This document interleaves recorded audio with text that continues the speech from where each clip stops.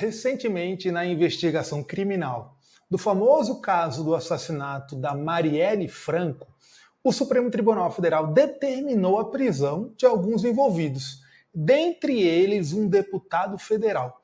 E isso fez ressurgir o debate sobre a possibilidade ou não de um parlamentar ser preso no curso do mandato por decisão judicial. E é disso que a gente vai tratar aqui neste vídeo. Bom, pessoal, olha só. A Constituição Federal prevê, lá no artigo 53, parágrafo 2º, que o parlamentar não pode ser preso durante o mandato.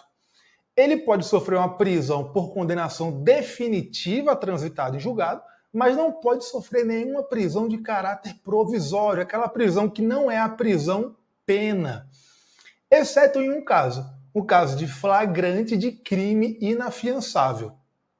Olha só como está isso na Constituição Federal. Vamos dar uma olhada, separei os slides para vocês. Está lá no artigo 52, parágrafo 2º, que fala isso que vocês estão vendo aí.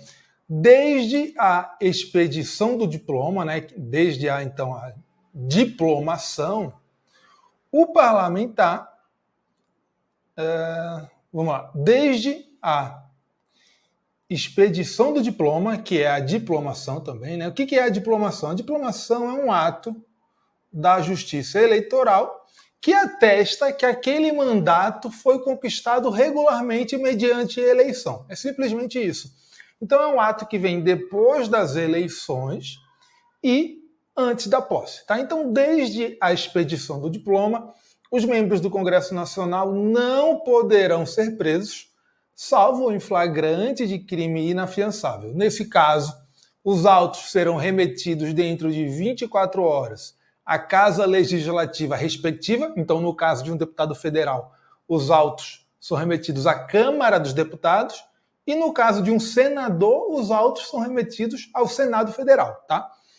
Para que, pelo voto da maioria de seus membros, então é maioria absoluta, né? A maioria dos membros é maioria absoluta, tá? Resolva sobre a prisão. Então, a Casa Legislativa pode, vou colocar aqui entre aspas, tá? Ela pode relaxar a prisão.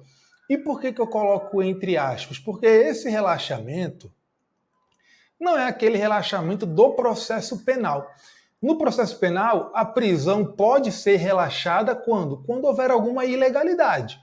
Aqui, no caso da prisão do parlamentar, em que a prisão é analisada pela Casa Legislativa, essa prisão pode ser, entre aspas, relaxada por motivos políticos, tá? Nada impede. Então, por isso que eu coloquei ali, entre aspas, um relaxamento. Porque não é um relaxamento propriamente dito, aquele baseado em critérios de legalidade ou ilegalidade. Porque pode se basear em critérios políticos, tá? Não tem problema nenhum. Bem, então é isso que acontece. O parlamentar, desde a expedição do diploma, não pode sofrer prisão de caráter provisório, exceto em caso de flagrante de crime inafiançável.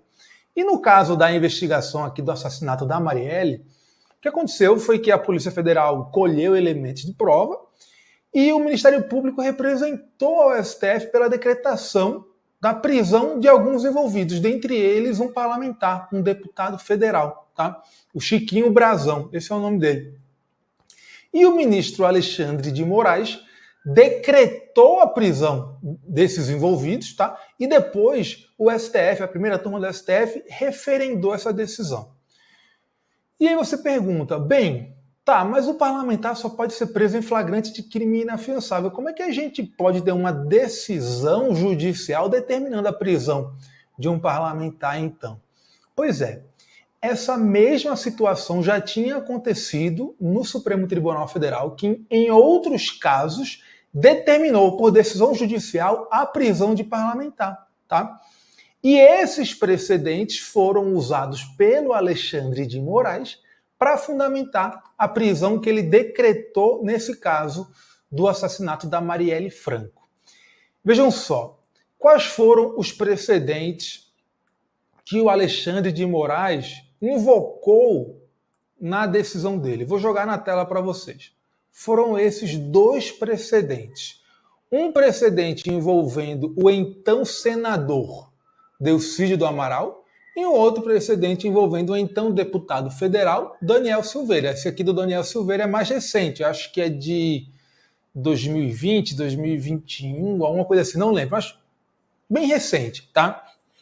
O que aconteceu? No caso do Delcídio do Amaral, o crime no qual ele foi enquadrado, né, que estava sendo investigado, apurado, era um crime de organização criminosa. E no caso do Daniel Silveira, eram crimes contra o Estado Democrático de Direito que ficaram caracterizados, segundo a decisão do caso, por vídeos postados na internet. O que acontece? O crime de organização criminosa é um crime permanente. Crime permanente. E aqui no caso de vídeos postados na internet, como o conteúdo fica na internet, o conteúdo do crime, então a conduta, permanece também. O conteúdo permanece, então a conduta também permanece, porque o STF mandou retirar os vídeos e ele não retirou nesse caso. O que acontece? Se no crime de organização criminosa o crime é permanente, o que significa isso? Isso significa que o flagrante desse crime também é permanente, não cessa. Em crimes permanentes, o flagrante também é permanente. E no caso do Daniel Silveira, como ele não retirou o conteúdo, a situação de flagrância também se protraía, permanecia. Então, os dois casos eram casos de flagrante, tá? E aí tem um detalhe. O Código de Processo Penal fala o seguinte: quando estão presentes, no caso concreto, os requisitos para se decretar eventual prisão preventiva, é proibido conceder fiança. Então, quando no caso concreto estão presentes requisitos legais da preventiva, a situação se torna inafiançável. E nos dois casos, tanto do Delcídio do Amaral quanto do Daniel Silveira, os requisitos da preventiva estavam presentes naquele caso concreto. Então, aquela conduta criminosa se tornou inafiançável por conta dos elementos do caso concreto. Então, nós tínhamos ali um flagrante de um crime inafiançável, tá? Esse foi o raciocínio do STF. E aí decretou a prisão deles e mandou os autos para a Casa Legislativa para decidir nos termos do artigo 53, parágrafo 2º. Então, foi o rito de uma prisão em flagrante mesmo. No caso dos envolvidos no crime da Marielle Franco, o Alexandre de Moraes, depois com o referendo do colegiado, usou esses precedentes para fundamentar a decisão dele, tá? Flagrante de crime inafiançável e inafiançabilidade no caso concreto, que é a chamada inafiançabilidade relativa, né? A inafiançabilidade absoluta é aquela em que o crime já está previsto em abstrato no ordenamento jurídico como um crime inafiançável. A inafiançabilidade relativa é aquela que acontece no caso concreto. A dependendo das circunstâncias, o crime se torna inafiançável, como é o caso do que acontece quando estão presentes os requisitos legais da prisão preventiva, tá? Então, era um caso de flagrante de crime inafiançável. E aí o Alexandre de Moraes usou esses precedentes, tá? O que acontece, pessoal, é que, segundo a gente extraiu da decisão do Alexandre de Moraes, nesse caso da Marielle Franco, e dos elementos de prova que a Polícia Federal tinha apresentado, aquela situação toda ali envolvendo o assassinato da Marielle ia muito além de um assassinato, da morte da Marielle.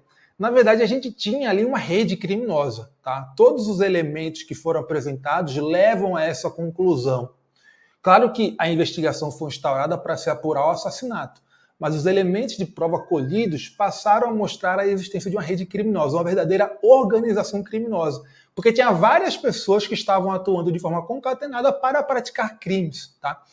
A prova disso é que na decisão do Alexandre de Moraes foi determinada não só a prisão desses 3 indivíduos, ele determinou também outras medidas cautelares diversas da prisão em relação a outras pessoas, como o afastamento de cargos públicos de 2 envolvidos, a suspensão de atividade profissional. Então, veja, tinha várias pessoas envolvidas na prática de diversos crimes, dentre eles na obstrução das investigações da Marielle Franco. E era uma rede que aparentemente existe até hoje. Tá? Isso não foi aprofundado pelo Alexandre de Moraes na decisão dele. Tá? Ele mencionou a existência desses diversos envolvidos, tá? E ele simplesmente falou, olha, segundo o STF, nesses casos é possível determinar a prisão do parlamentar. E aí citou aqueles precedentes que eu mencionei, do Delcídio do Amaral e do Daniel Silveira. Então a gente vê o seguinte, que no caso o ministro vislumbrou uma situação de flagrante de crime inafiançável, determinou a prisão e nos termos do artigo 53, parágrafo 2º, determinou a remessa dos autos à Câmara dos Deputados para decidir sobre a prisão. Então ele aplicou exatamente o rito da prisão em flagrante de crime inafiançável de parlamentar. Então vocês percebem que, embora a questão de eventual organização criminosa não tenha sido aprofundada na decisão do ministro, embora ele não tenha detalhado todos esses elementos do flagrante, quando a gente faz uma interpretação de tudo que está ali nos autos e na decisão e vê os precedentes que o Alexandre de Moraes invocou ali para tomar a decisão, que depois foi confirmada pelo colegiado, nos mostra que ele se fundamentou justamente nisso, nessa caracterização de uma situação de flagrância de um crime inafiançável, tá bom? Então, tenham cuidado, tá? Na jurisprudência do STF, esse tipo de situação já aconteceu e o STF determinou, por ato judicial, por decisão judicial, a prisão do parlamentar por vislumbrar um flagrante de crime inafiançável, tá? Foi um tema que gerou bastante polêmica na internet, inclusive entre os concurseiros, e eu achei interessante trazer para vocês aqui no nosso YouTube. É isso aí, valeu galera e até a próxima.